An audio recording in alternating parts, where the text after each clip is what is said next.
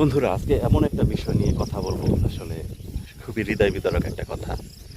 এই যে আমার পিছনে দেখতে পাচ্ছেন একটি কবরস্থান, বিশাল বড় কবরস্থান, সারি সারি কবর এখানে দেওয়া আছে। প্রিয় ভাই, একটা জিনিস ভাবুন, সারা পৃথিবীর যত দম্ভ, যত অহংকার, যত বড়াই, সব কিছু লুটায়িত আছে এই কবরস্থানে। আপনার আমার শেষ ঠিকানা কিন্তু এই কবরস্থান। এই কবরস্থানে একদিন আপনাকে আমাকে যেতে হবে। তাহলে আমাদের এত বড়াই কেন? আমাদের এত অহংকার কেন? আমরা কেন মানুষের ক্ষতি করি, মানুষের মধ্যে ভেদাভেদ সৃষ্টি করি, মানুষকে কেন ঠকাই? আমরা কি কখনো চিন্তা করেছি যে এই মাটির ঘরে আমরা কিভাবে থাকব, বা এই মাটির ঘরে আমাদের কিভাবে চলবে? এই মাটির ঘরে আমাদের কে দেখাশোনা করবে?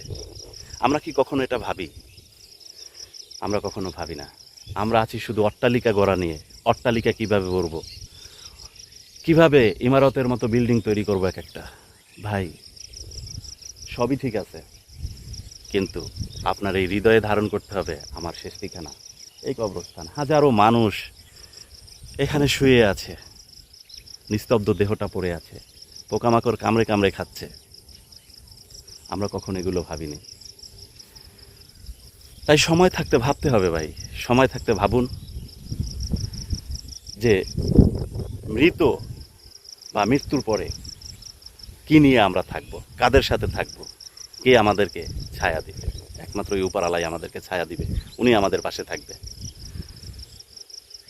তাই ভাই, সকল দ্বিধা দ্বন্দ্বকে ভুলে সবাইকে ভালোবাসি, সবার পাশে থাকি, আল্লাহ তাআলাকে স্মরণ রাখি সব সময়।